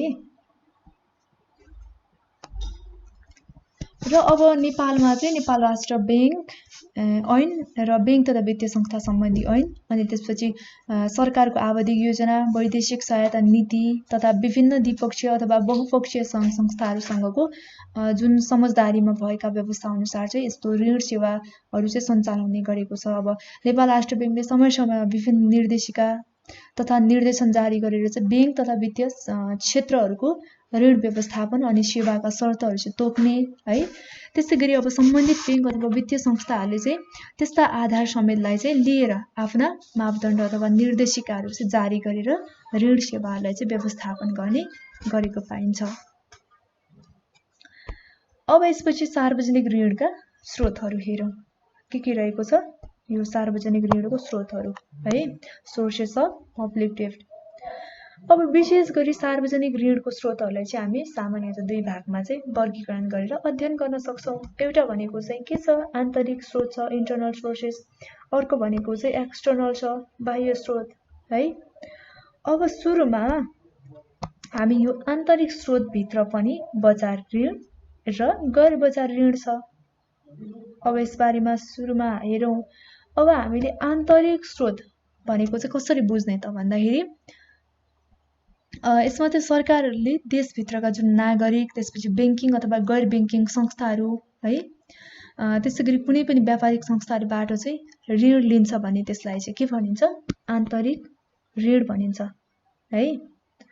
र आन्तरिक ऋणका स्रोतहरू चाहिँ के रहेको छ भन्दाखेरि एउटा बजार ऋण छ, मार्केट बोरोइङ। अब बजार ऋण चाहिँ त्यस्तो ऋण हो जुन सरकारले चाहिँ हस्तान्तरणीय सरकारी सेक्युरिटी भयो, ट्रेजरी बिलहरू भयो, बिल्सहरू, त्यसपछि अर्को भनेको चाहिँ बिल्स अफ एक्सचेन्जहरू होइन, अनि सरकारी बोन्डहरू आदि चाहिँ बजारमा बिक्री गरेर प्राप्त गर्ने गर्छ। र यस्तो खालको ऋणको प्रकृति स्वैच्छिक हुनका साथसाथै सरकारले आकर्षक ब्याजहरू चाहिँ प्रदान गर्ने गर्छ यो बजार ऋणमा। त्यसै गरी अर्को छ गैर बजार ऋण, नन मार्केट बोरोइङ रहेको छ। अब यसमा चाहिँ कुनै पनि सरकारले सेक्युरिटीहरू बजारमा बिक्री नगरिकन भनेको चाहिँ यो बजार ऋणमा जस्तो कुनै पनि सेक्युरिटिजहरूको चाहिँ बिक्री नगरिकन यसमा चाहिँ पुँजी ऋणमा लिन्छ भने यो चाहिँ के हो त भन्दाखेरि गैर बजार ऋण हो। यसलाई चाहिँ अब पब्लिक सेक्टर भनेको सार्वजनिक क्षेत्र र निजी क्षेत्र प्राइभेट सेक्टर गरेर चाहिँ दुई भागमा विभाजन गर्न सकिन्छ। अब सार्वजनिक क्षेत्र भनेको चाहिँ कस्तो भन्दाखेरि सरकार आफैले स्थापना गरेका है वित्तीय संस्थाहरू जस्तो कि वाणिज्य बैंक भयो, कृषि विकास बैंक आदिहरूबाट चाहिँ लिने ऋणलाई चाहिँ के भनिन्छ, सार्वजनिक क्षेत्रहरूबाट लिने ऋण भनिन्छ। त्यसै गरी प्राइभेट सेक्टरबाट लिने ऋण चाहिँ कस्तो भन्दाखेरि निजी वित्तीय संस्थाहरू जस्तो कि वाणिज्य बैंकहरू अनि विकास बैंकहरू, वित्त कम्पनीहरू र निजी बीमा कम्पनीहरूबाट चाहिँ यदि सरकारले ऋणहरू लिने गर्छ भने त्यो चाहिँ के हो त भन्दाखेरि प्राइभेट सेक्टरबाट लिएको ऋण हो है। यो भयो इन्टरनल सोर्सेसको बारेमा जानकारी। अब यसपछि हामी दोस्रोमा हेर्छौँ बाह्य स्रोत यानि कि एक्सटर्नल बोरोइङ रहेको छ। अब कुनै पनि देशको सरकारले चाहिँ विदेशी सरकार, विदेशी संस्थाहरूबाट लिने ऋणलाई चाहिँ जुन ऋणको बाह्य स्रोत भनिन्छ है। र आन्तरिक स्रोतमा चाहिँ पर्याप्त नभएको अवस्थामा सरकारले चाहिँ बाह्य स्रोतहरूबाट चाहिँ ऋण लिने गर्छ। र यसलाई चाहिँ हामी दुई भागमा बाँडेर अध्ययन गर्छौँ। पहिलोमा चाहिँ के छ, विदेशी सरकारहरू छ, फरेन गभर्मेन्ट्स। अब यसमा चाहिँ सरकारले आवश्यक परेको जुन अवस्थामा चाहिँ अन्य देशका सरकारहरूबाट चाहिँ ऋणहरू लिने गर्छ। जस्तो कि अब नेपाल सरकारले विभिन्न विकास निर्माणका कार्य गर्ने अनि त्यसका लागि चाहिँ जापान, चीन, भारत आदि विभिन्न देशहरूबाट चाहिँ ऋणहरू लिइरहेको हुन्छ। यो चाहिँ विदेशी सरकारबाट लिएको ऋणहरू भयो है। अर्को छ अन्तर्राष्ट्रिय संस्थाहरू, इन्टरनेसनल एजेन्सिज। अब यसमा चाहिँ सरकारले विभिन्न अन्तर्राष्ट्रिय संस्थाहरू जस्तो कि यसमा चाहिँ के हुन्छ, IMF हुन्छ, त्यसपछि ADB भयो है, अनि वर्ल्ड ब्याङ्क पनि भयो। यी आदिहरूबाट चाहिँ के गरिरहेको हुन्छ, ऋणहरू लिने गर्छ। यो चाहिँ अन्तर्राष्ट्रिय संस्थाहरू भयो। अब यो हामी हेरिरहेका छौँ सार्वजनिक ऋणका स्रोतहरू। अब सार्वजनिक ऋणका चाहिँ उद्देश्यहरू मैले यहाँ लेखेकी छैन, म तपाईँलाई भनिदिन्छु के हुन सक्छ भन्दाखेरि अब वित्तीय स्थायित्वहरू कायम गर्ने हुन्छ। यसको उद्देश्य भनेको एउटा है, आर्थिक मन्दीहरूको सामना गर्न सकिन्छ अथवा गर्ने उद्देश्य हुन्छ। अनि अब युद्ध, बाढी, भूकम्प लगायतका जुन प्राकृतिक प्रकोप जन्य अवस्थाहरूमा चाहिँ खर्च जुटाउन सकिन्छ है। करको वैकल्पिक स्रोतको रूपमा कायम गर्ने सरकारी ऋणका चाहिँ उद्देश्यहरू चाहिँ। त्यसै गरी चाहिँ अब आर्थिक विकासका लागि आवश्यक स्रोत अथवा साधनहरू जुटाउनु है, लगानी अथवा साधनहरू बीचको खाडलहरू चाहिँ पुरा गर्नु, ग्यापहरू चाहिँ। अब नागरिक प्रतिको दायित्वहरू पुरा गर्नु, मुद्रा बजारहरू चाहिँ एकदमै सुदृढ बनाउनु, यो चाहिँ के हो त, सरकारी ऋणका उद्देश्यहरू। अब जुन सार्वजनिक ऋणको महत्त्व अथवा आवश्यकताहरू चाहिँ प्रयोगहरू चाहिँ के हुन सक्छ भन्दा आपतकालीन समय, युद्ध, प्राकृतिक प्रकोप है, बेरोजगारी समस्या नियन्त्रण गर्ने, अनि आर्थिक विकास आदि कार्यका लागि चाहिँ रकम अभाव भएमा चाहिँ रकमहरू सङ्कलन गर्नमा चाहिँ सहयोग गर्ने गर्छ। त्यसपछि अब यसले चाहिँ लोक कल्याणकारी सामाजिक आर्थिक जुन विकासका कार्यहरू सञ्चालन गरेर चाहिँ सरकारलाई पनि सघाउ पुर्याउँछ। सरकारले चाहिँ सघाउ पुर्याउनमा महत्त्वपूर्ण भूमिका खेल्नको साथसाथै सार्वजनिक ऋणको उचित व्यवस्थापनले चाहिँ आर्थिक विकासमा समेत सहयोग पुग्ने गर्छ। र अर्को भनेको चाहिँ अब आर्थिक मन्दीको जुन समयमा जनताको क्रय शक्ति बढाउन पनि सहयोग गर्छ है, किन्ने शक्ति बढाउनमा पनि सहयोग गर्ने गर्छ आर्थिक मन्दीको समयमा। र सरकारका लागि चाहिँ अब नीतिहरू कार्यान्वयन गर्नमा पनि सहयोग गर्छ। अनि मुद्रा प्रदायलाई चाहिँ अनियन्त्रित ढङ्गबाट हुन दिँदैन, यसको चाहिँ उचित व्यवस्थापनले चाहिँ मुद्रा बजारलाई पनि एकदमै सुदृढ गर्नमा चाहिँ मद्दत पुर्याउँछ। यो चाहिँ सार्वजनिक ऋणको महत्त्व अथवा आवश्यकता प्रयोगहरू है। र यो चाहिँ हामीले सार्वजनिक ऋण सम्बन्धी पढिसकेका छौँ है। अब यसपछि हामी अन्तर्राष्ट्रिय व्यापार यानि कि फरेन ट्रेडको बारेमा पढौँ। अब अन्तर्राष्ट्रिय व्यापार भनेको चाहिँ के हो भन्ने सम्बन्धमा सुरुमा बुझौँ है। यसमा चाहिँ के छ भन्दाखेरि एउटा देशको सीमाभित्र विभिन्न व्यक्ति अथवा समूहहरू बीचमा चाहिँ वस्तु अथवा सेवाहरूको खरिद बिक्री हुने कार्यलाई चाहिँ के भनिन्छ, अन्तर्राष्ट्रिय व्यापार यानि कि इन्टरनेसनल ट्रेड भनिन्छ।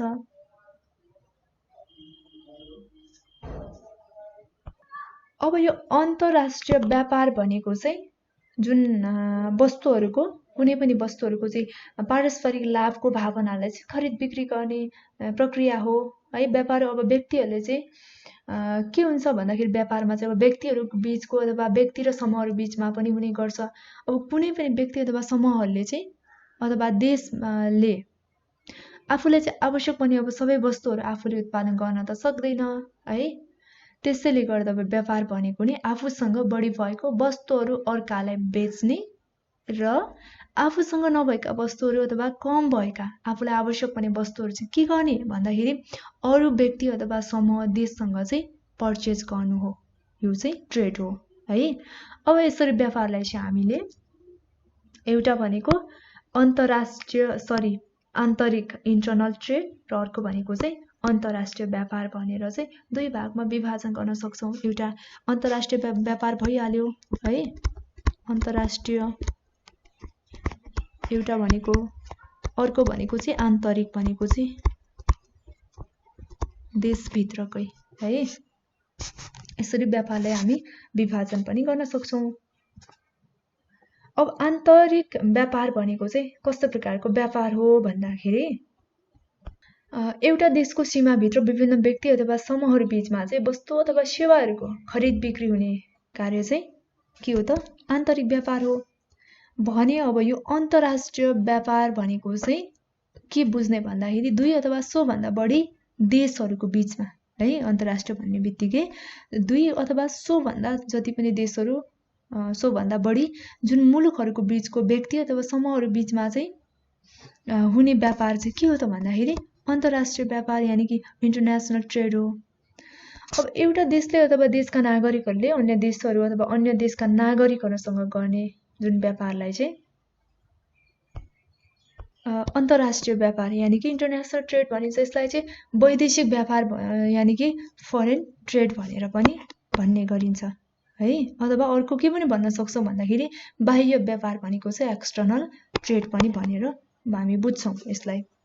र अब एउटा देशले चाहिँ आफ्नो देशमा उत्पादन हुन नसक्ने अथवा उत्पादन गर्दाखेरि अन्य देशको तुलनामा चाहिँ बढी लागत पर्ने है आवश्यक वस्तु अथवा सेवाहरू अन्य देशहरूबाट चाहिँ आयात गर्दछ भने अन्य देशमा भन्दा जुन आफ्नो देशमा चाहिँ कम लागतमा चाहिँ उत्पादन हुने र आफ्नो देशमा चाहिँ खपत भएर बाँकी रहेका जुन वस्तु तथा सेवाहरू चाहिँ अन्य देशमा के गर्छ निर्यात गर्ने गर्छ एक्सपोर्ट गर्ने गर्छ है।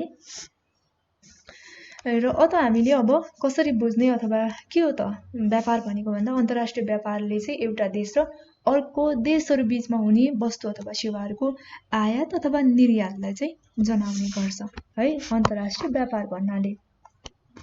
र यो भयो अन्तर्राष्ट्रिय व्यापारको बारेमा डेफिनेसन, यसको मिनिङ हामीले कसरी बुझ्ने भन्ने सम्बन्धमा। अब यसमा चाहिँ अन्तर्राष्ट्रिय व्यापारको महत्त्वहरू के रहेको छ त यो चाहिँ हामी महत्त्व रहेको छ। यसको महत्त्व चाहिँ के छ इम्पोर्टेन्स अफ इन्टरनेसनल ट्रेडको है महत्त्वलाई हामी अब विभिन्न 5वटा पोइन्टहरुमा हेर्नेछौँ। पहिलो नम्बरमा छ गुणस्तरीय वस्तु उचित मूल्यमा। अब जुन अन्तर्राष्ट्रिय व्यापारले चाहिँ कुनै पनि देशहरूलाई चाहिँ साधन र स्रोतहरूको समुचित र दक्षतापूर्ण चाहिँ उपयोग गरी गुणस्तरीय वस्तुहरू उचित मूल्यमा चाहिँ अन्तर्राष्ट्रिय बजारमा चाहिँ उपलब्ध गराउनका लागि जुन स्वतन्त्रताहरू प्रदान गरिरहेको हुन्छ। यसबाट चाहिँ अन्तर्राष्ट्रिय बजारमा चाहिँ गुणस्तरीय वस्तु उचित मूल्यमा चाहिँ उपलब्ध भए अथवा अन्य देशका नागरिकहरूले चाहिँ यी वस्तुहरूलाई खरिद गरेर चाहिँ लाभ लिन सकिन्छ। यो चाहिँ अन्तर्राष्ट्रिय व्यापारको एउटा महत्त्व भयो। अर्को भनेको कृषि क्षेत्रको विकास। अब कृषि क्षेत्रको विकासमा चाहिँ कसरी महत्त्व पुर्याउँछ भन्दाखेरि जुन अन्तर्राष्ट्रिय व्यापार इन्टरनेसनल ट्रेडको माध्यमबाट चाहिँ कम विकसित अथवा अल्प विकसित मुलुकहरूले कृषिको आधुनिकीकरण र व्यावसायीकरणका लागि चाहिँ आवश्यक आधुनिक यन्त्रहरू, उपकरणहरू, औजारहरू है त्यसपछि उन्नत जातका बिउहरू, मलहरू आदि वस्तुहरू चाहिँ आयात गर्न सक्छन् है। त्यसपछि अर्को छ औद्योगिक विकास। अब इन्डस्ट्रियल डेभलपमेन्टबाट चाहिँ कसरी महत्त्व पुर्याउँछ यसले भन्दाखेरि जुन इन्टरनेसनल ट्रेडमा चाहिँ संलग्न भएर अल्प विकसित देशहरूले जुन उद्योगको स्थापना र सञ्चालनका लागि चाहिँ आवश्यक पर्ने मेसिन, यन्त्र, उपकरण र अन्य पुँजीगत वस्तुहरू आयात गरेर चाहिँ उद्योगको स्थापना र सञ्चालन गरेर चाहिँ स्थानीय स्रोत र साधनहरूको चाहिँ समुचित उपयोग पनि गर्न सक्छ। त्यसैगरी अर्को भनेको प्रतिस्पर्धात्मक क्षमताको विकास छ। अब यसमा चाहिँ अन्तर्राष्ट्रिय व्यापारले गर्दा है विभिन्न देशका वस्तु अथवा सेवाहरू बीचमा चाहिँ प्रतिस्पर्धा हुन्छ। अब यसरी प्रतिस्पर्धा भइरहँदा यस्तो प्रतिस्पर्धी वातावरणमा चाहिँ टिक्न अथवा नयाँ नयाँ उपायहरू चाहिँ अवलम्बन गरेर जुन आफ्नो उत्पादनको गुणस्तर वृद्धि र बजारमा चाहिँ विस्तार गर्नका लागि के हुन्छ भन्दा यसबाट देशको प्रतिस्पर्धात्मक क्षमताको पनि विकास हुन जान्छ। अर्को भनेको जनताको जीवनस्तरमा वृद्धि। अब जनताको जीवनस्तरमा वृद्धि चाहिँ जुन इन्टरनेसनल ट्रेडको माध्यमले गर्दा एकातिर देशको नागरिकहरूले चाहिँ आफ्नो देशमा उपलब्ध स्रोत र साधनहरूको चाहिँ समुचित उपयोग गरेर चाहिँ उत्पादन गरेका वस्तु अथवा सेवाहरू चाहिँ निर्यात गरेर पर्याप्त आम्दानी प्राप्त गर्छ भने अर्कोतिर चाहिँ जीवनस्तरमा जुन सुधार ल्याउन आफ्नो देशमा नभएका है सामानहरू चाहिँ आयात गरेर चाहिँ प्रयोग गर्न पनि सक्छ। अब यसरी चाहिँ जनताको जीवनस्तर पनि उच्च राख्न मद्दत गर्छ। यो चाहिँ के भयो त भन्दाखेरि अन्तर्राष्ट्रिय व्यापारको महत्त्वहरू। र यो त अन्तर्राष्ट्रिय व्यापारको सम्बन्धमा भयो। अब नेपालको वैदेशिक व्यापारको स्थिति चाहिँ के रहन्छ भन्दाखेरि अब देशको आर्थिक विकासमा चाहिँ जुन वैदेशिक व्यापारले चाहिँ महत्त्वपूर्ण भूमिका खेलेको हुन्छ है। र वैदेशिक व्यापारका माध्यमले चाहिँ अब देशको प्रतिस्पर्धात्मक क्षमतामा चाहिँ अभिवृद्धिहरू हुन जान्छ, बजारहरू विस्तार हुन्छ अनि कृषि र उद्योगको लागि चाहिँ आवश्यक आधुनिक प्रविधिहरू, यन्त्र र उपकरणहरू चाहिँ उपलब्ध हुन्छन्। फलस्वरूप के हुन्छ भन्दाखेरि देशको आर्थिक विकासको गति तीव्र हुन जान्छ। त्यसैले चाहिँ अब वैदेशिक व्यापारलाई चाहिँ आर्थिक विकासको साधन माध्यम पनि मान्न सकिन्छ। र नेपालको वैदेशिक व्यापारमा चाहिँ के छ भन्दाखेरि सन् 1951 भन्दा अगाडि है, सन् 1951 भन्दा अगाडि चाहिँ नेपालको वैदेशिक व्यापारहरू भारत र चीनको तिब्बतसँग मात्र सीमित थियो है। र सन् 1951 पछिको कुरा अब है, पछि सुरुमा चाहिँ भारत र चीनको तिब्बतसँग मात्रै सीमित थियो। अब सन् 1951 पछि चाहिँ विश्वका अन्य थुप्रै मुलुकहरूसँग चाहिँ नेपालको व्यापारिक सम्बन्धहरू विस्तार भएको छ। र ती मुलुकहरूमा चाहिँ जापान भयो अनि संयुक्त राज्य America, Germany, Malaysia, Singapore, Thailand अनि कुवेत, फ्रान्स, बङ्गलादेश, स्पेन आदि देशहरू चाहिँ रहेका छन्।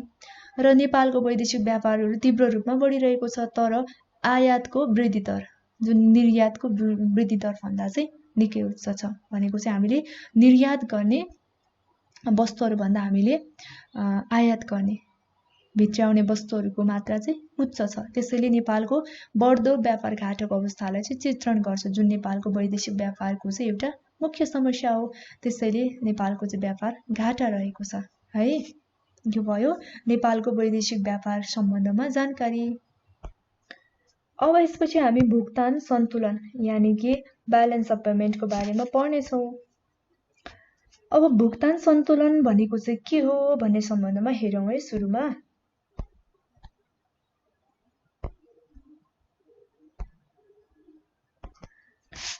अब भुक्तान सन्तुलनको सम्बन्धमा एउटा निश्चित समयावधिमा चाहिँ एउटा देशलाई विश्वका अन्य बाँकी देशहरूबाट प्राप्त भएका अथवा हुनुपर्ने सम्पूर्ण रकम र उक्त देशले विश्वका अन्य देशहरूलाई भुक्तानी गरेका वा गर्नुपर्ने सम्पूर्ण रकमको अन्तर नै के हो?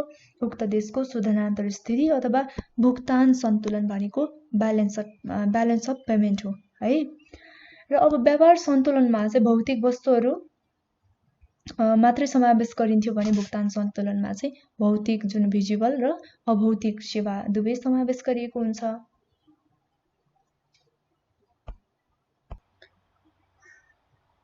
अब यसपछि हामी भुक्तान सन्तुलनको महत्त्व, उद्देश्य अथवा आवश्यकता के रहेको छ भन्ने सम्बन्धमा हेर्छौँ है। अब फर्स्टमा चाहिँ यसले देशको अर्थतन्त्रको उपलब्धि र प्रगतिको चाहिँ मापन गर्ने गर्छ। फर्स्टमा भनेको देशको अर्थतन्त्रको उपलब्धि र प्रगतिको मापन गर्छ। अब दोस्रोमा भनेको यसले आयातित वस्तु अथवा सेवाहरूमा गरेको खर्चलाई देखाउँछ।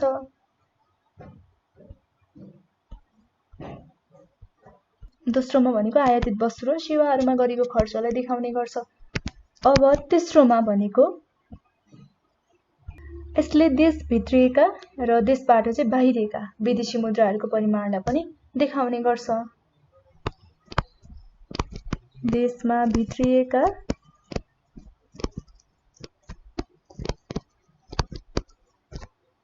र देशबाट बाहिरिएका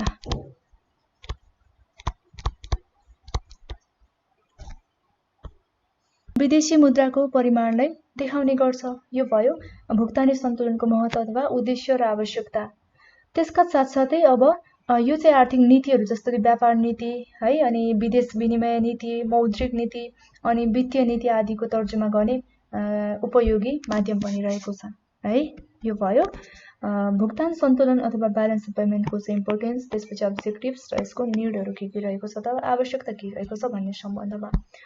अब यसपछि व्यापार सन्तुलन र भुक्तान सन्तुलन बीचको चाहिँ हामी डिफरेन्सहरू हेरौँ ल। ओके, अब हामी व्यापार सन्तुलन र भुक्तान सन्तुलन बीचमा चाहिँ के फरक रहेको छ त भन्ने सम्बन्धमा अबको क्रममा हामी हेर्छौँ है।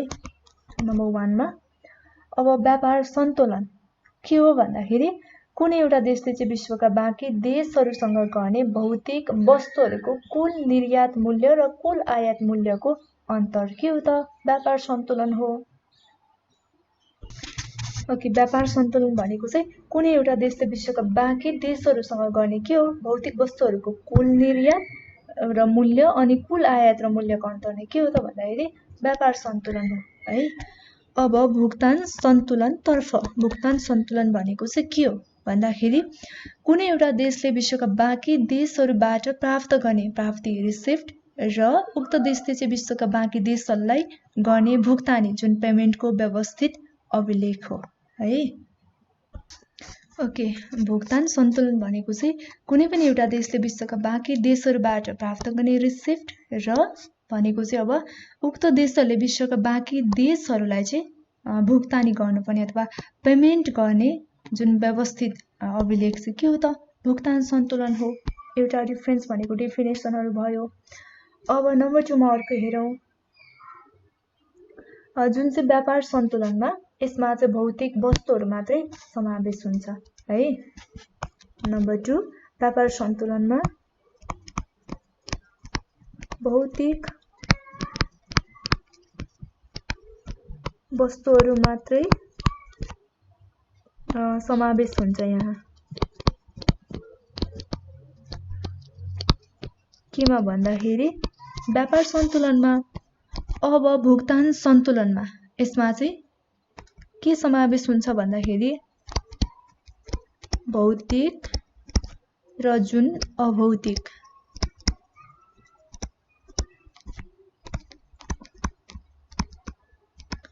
सेवाका सबै वस्तुहरू समावेश हुन्छ।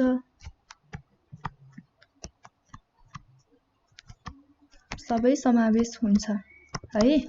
यसमा चाहिँ भौतिक अभौतिक जुन सेवाका वस्तुहरू चाहिँ दुवै समावेश हुन्छ। त्यसैगरी नम्बर 3 जुन चाहिँ व्यापार सन्तुलनतर्फ, अब व्यापार सन्तुलनले पूर्ण रूपमा चाहिँ देशको आर्थिक उपलब्धि अथवा प्रगतिको स्तर देखाउन सक्दैन है। यसमा चाहिँ के हुन्छ भन्दाखेरि पूर्ण रूपमा